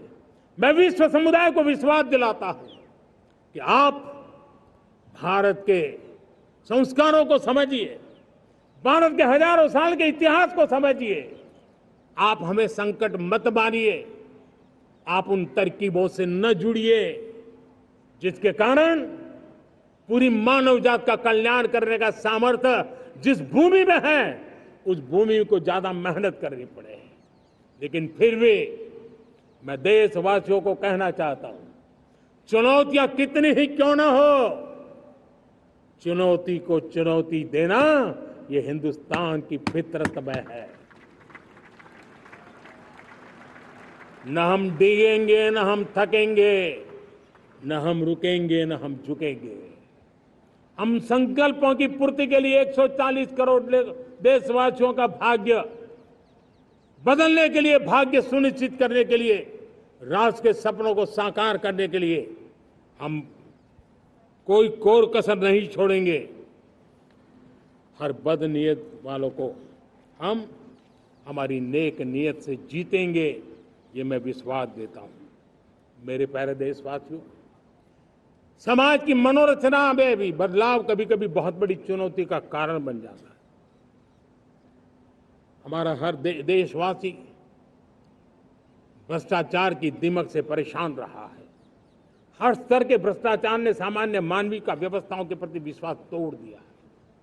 उसको अपनी योग्यता, क्षमता का प्रति अन्याय की जो गुस्सा होता है, वो राष्ट्र की प्रगति में नुकसान करता है।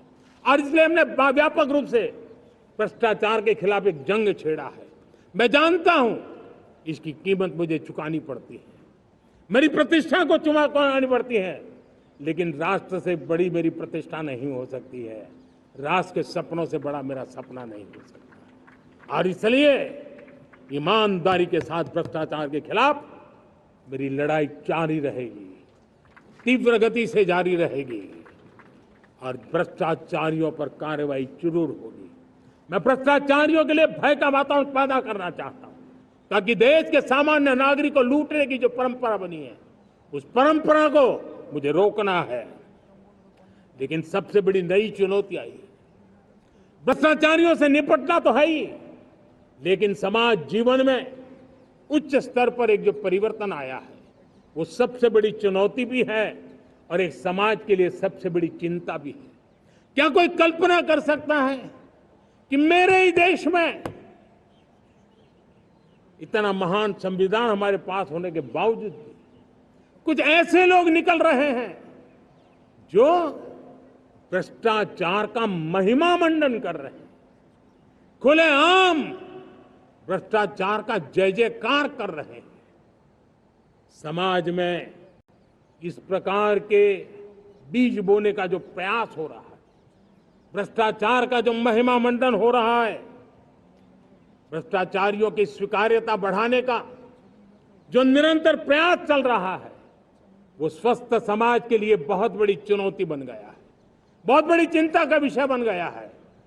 भ्रष्टाचारियों के प्रति समाज में दूरी बनाए रखने से ही किसी भी भ्रष्टाचारी को उस रास्ते पर जाने से डर लगेगा। अगर उसका महिमा मंडन होगा तो जो आज भ्रष्टाचार नहीं करता है उसको भी लगता है कि तो समाज में प्रतिष्ठा का रंग बन जाता है, उस रास्ते में जाने में बुरा नहीं है। मेरे प्यारे देशवासियों, बांग्लादेश में जो कुछ भी हुआ है उसको लेकर पड़ोसी देश के नाते चिंता होना, मैं इसको समझ सकता हूं। मैं आशा करता हूं कि वहां पर हालात जल्द ही सामान्य होंगे, खास करके 140 करोड़ देशवासियों की चिंता कि वहां हिंदू, वहां के अल्पसंख्यक, उस समुदाय की सुरक्षा सुनिश्चित हो। भारत हमेशा चाहता है कि हमारे पड़ोसी देश सुख और शांति के मार्ग पर चले। शांति के प्रति हमारा कमिटमेंट है, हमारे संस्कार है। हम आने वाले दिनों में बांग्लादेश की विकास यात्रा में हमेशा हमारा शुभचिंतन ही रहेगा, क्योंकि हम मानव जाति की भलाई सोचने वाले लोग हैं। मेरे प्यारे देशवासियों, हमारे संविधान को 75 वर्ष हो रहे हैं। भारत के संविधान के 75 वर्ष की यात्रा देश को एक बनाना, देश को श्रेष्ठ बनाने में बहुत बड़ी भूमिका रही है। भारत के लोकतंत्र को मजबूती देने में हमारे देश के संविधान की बहुत बड़ी भूमिका रही। हमारे देश के दलित, पीड़ित, शोषित, वंचित को सुरक्षा देने का बहुत बड़ा काम हमारे संविधान ने किया है। अब जब संविधान के 75 वर्ष हम मनाने जा रहे हैं, तब हम देशवासियों ने संविधान में निर्दिष्ट कर्तव्य के भाव पर बल देना बहुत जरूरी है। और जब मैं कर्तव्य की बात करता हूं, तब मैं सिर्फ नागरिकों पर बोझ बनाना नहीं चाहता।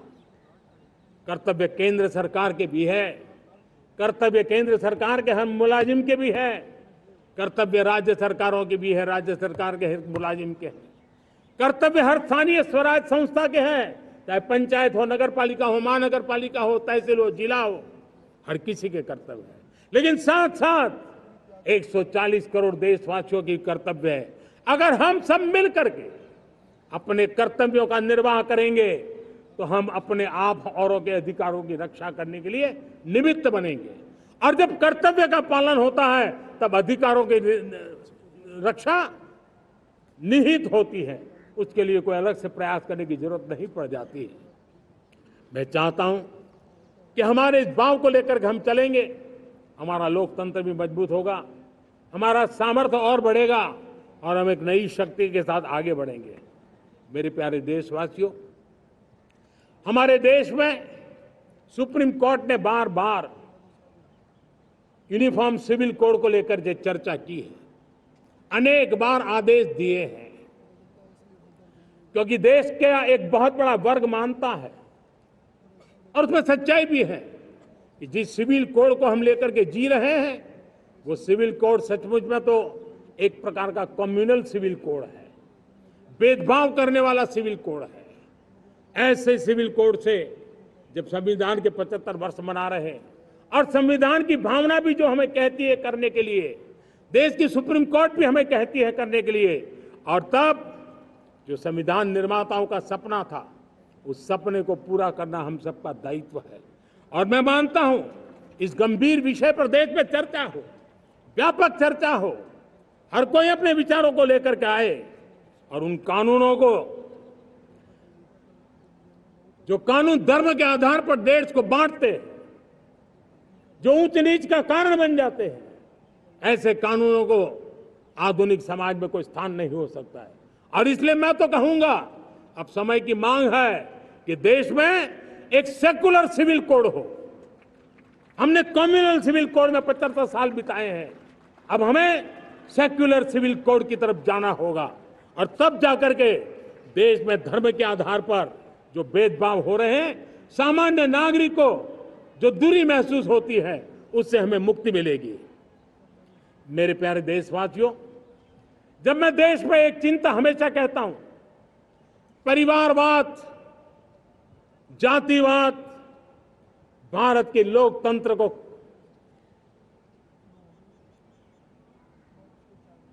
बहुत नुकसान कर रहा है। देश को, लोक राजनीति को हमें परिवारवाद और जातिवाद से मुक्ति दिलानी होगी।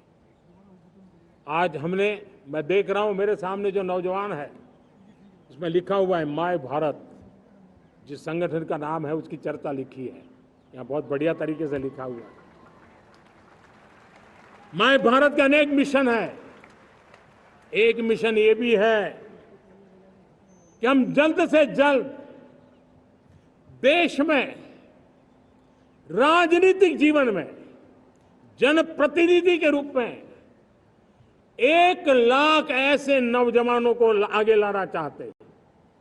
शुरुआत में 1 लाख नौजवानों को आगे लाना चाहते हैं जिनके परिवार में किसी का भी कोई राजनीतिक बैकग्राउंड न हो, जिसके माता पिता भाई बहन चाचा मामा मामी कभी भी राजनीति में नहीं रहे, किसी भी पीढ़ी में नहीं रहे, ऐसे होनहार नौजवानों को फ्रेश ब्लड 1 लाख, चाहे वो पंचायत में आए, चाहे नगर पालिका में आए, चाहे जिला परिषदों में आए, चाहे विधानसभा में आए, लोकसभा में आए, 1 लाख नए नौजवान, कोई भी प्रकार का पूर्व का राजनीतिक इतिहास उनके परिवार का ना हो, ऐसे फ्रेश लोग राजनीति में आए ताकि जातिवाद से मुक्ति मिले, परिवारवाद से मुक्ति मिले, लोकतंत्र को समृद्धि मिले। और जरूरी नहीं है कि एक दल में जाए, उनको जो पसंद हो उस दल में जाए। वो दल में जाकर के वो जनप्रतिनिधि बन करके आगे आए।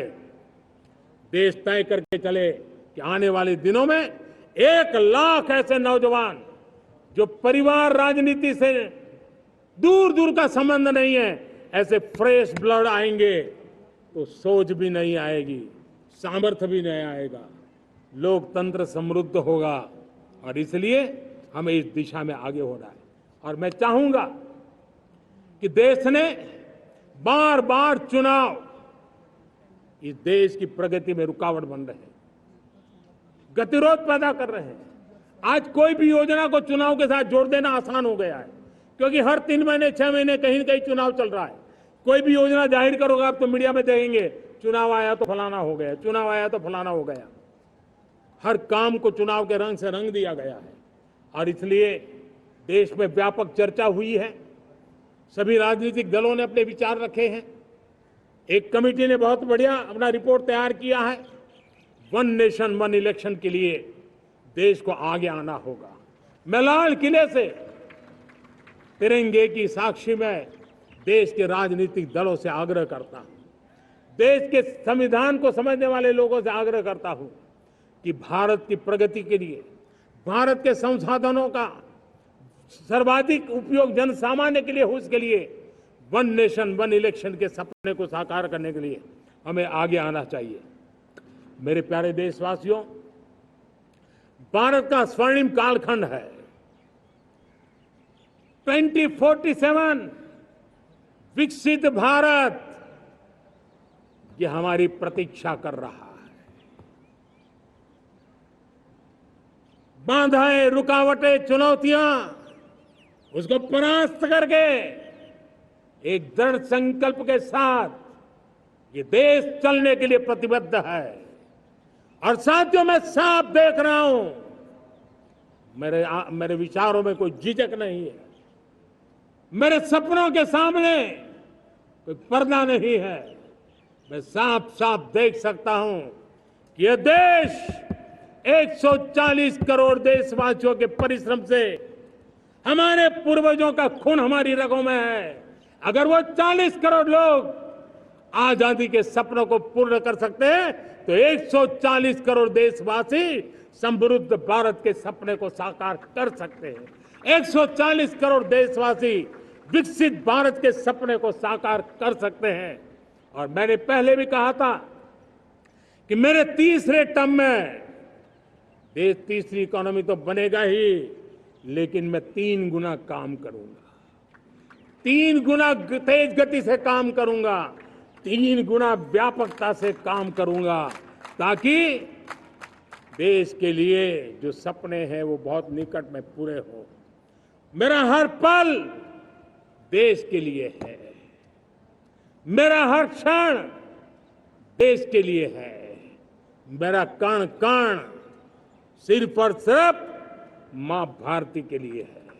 और इसलिए 24/7 और 2047 इस प्रतिबद्धता के साथ आइए, मैं देशवासियों का आह्वान करता हूं, हमारे पूर्वजों ने जो सपने देखे थे उन सपनों को हम संकल्प बनाए, अपने सपनों को जोड़े, अपने पुरुषार्थ को जोड़े और 21वीं सदी जो भारत की सदी है उस सदी में स्वर्णिम भारत बना के रहें, उसी सदी में हम विकसित भारत बना के रहें और उन सपनों को पूरा करते हुए आगे बढ़े।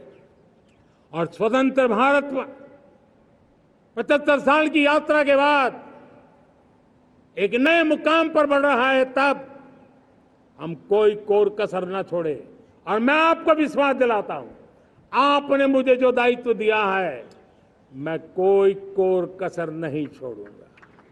मैं मेहनत में कभी पीछे नहीं रहूंगा, मैं साहस में कभी कतराता नहीं हूं, मैं चुनौतियों से कभी टकराते से डरता नहीं हूं। क्यों? क्योंकि मैं आपके लिए जीता हूं, मैं आपके भविष्य के लिए जीता हूं, मैं आप भारत माता के उज्जवल भविष्य के लिए जी रहा हूं। और उस सपनों को पूरा करने के लिए आज राष्ट्र ध्वज के छाया में, तिरंगे की छाया में दृढ़ संकल्प के साथ हम आगे बढ़े।